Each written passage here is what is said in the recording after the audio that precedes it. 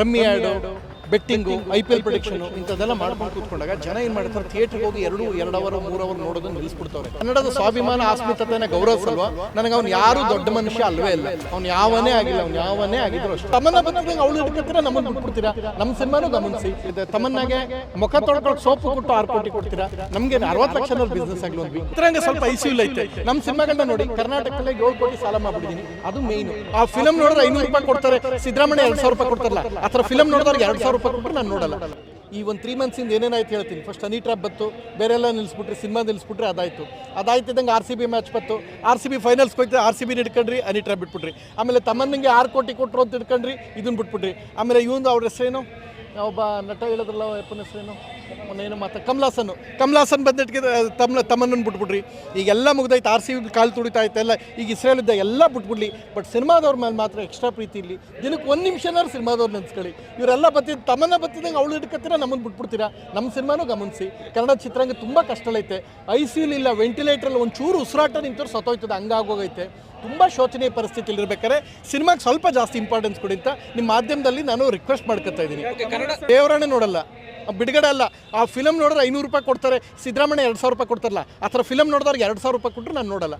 ಎಲ್ಲಿ ನಮ್ಮ ಕನ್ನಡದ ಸ್ವಾಭಿಮಾನ ಆಸ್ಮಿತತೆನ ಗೌರವಿಸಲ್ವಾ? ನನಗೆ ಅವ್ನು ಯಾರು ದೊಡ್ಡ ಮನುಷ್ಯ ಅಲ್ವೇ ಇಲ್ಲ, ಅವ್ನು ಯಾವನೇ ಆಗಿಲ್ಲ, ಅವ್ನು ಯಾವನೇ ಆಗಿದ್ರು ಅಷ್ಟೇ. ಅವನೇ ಬಂದು ನೋಡಿದವ್ರಿಗೆ 2,000 ರೂಪಾಯಿ ಕೊಡ್ತಾರೆ ಗೊತ್ತಾ, ಸಿದ್ದರಾಮಯ್ಯ 2 ಪ್ರತಿ ಹೆಂಗಸರಿಗೆ.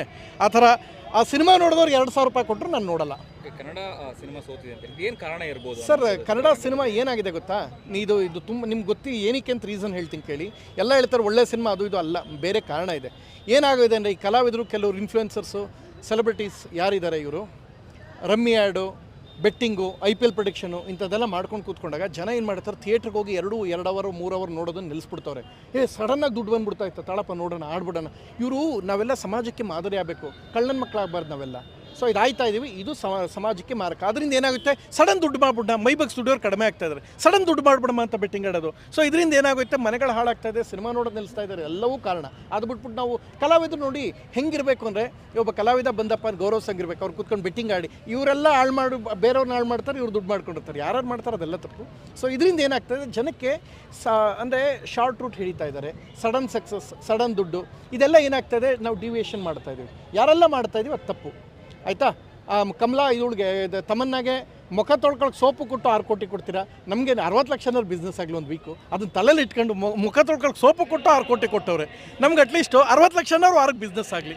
ಚಿತ್ರಾಂಗ ಸ್ವಲ್ಪ ICU ಐತೆ. ನಮ್ಮ ಸಿನಿಮಾಗಳನ್ನ ನೋಡಿ, ಕರ್ನಾಟಕದಲ್ಲೇ 7 ಕೋಟಿ ಸಾಲ ಮಾಡ್ಬಿಟ್ಟಿದ್ದೀನಿ, ಅದು ಮೇಯ್ನು. ಯಾಕೆಂದ್ರೆ ನಾನು ಮದುವೆ ಮಾಡ್ಕೊಂಡಾಗ 1 ರೂಪಾಯಿ ಡೌರಿ ಕೊಟ್ಟಿಲ್ಲ, ಫ್ರೀಯಾಗಿ ಮದುವೆ ಮಾಡ್ಕೊಂಡಿರೋದು ನಾನು. ಸೊ ನನ್ನಂಥ ಒಬ್ಬ ಕಲಾವಿದ ಉಳಿಬೇಕು, ಅದನ್ನ ತಲೆಯಲ್ಲಿ ಇಟ್ಕೊಂಡು ಎಲ್ಲ ಕನ್ನಡಿಗರು ನೋಡಿ ದಯವಿಟ್ಟು.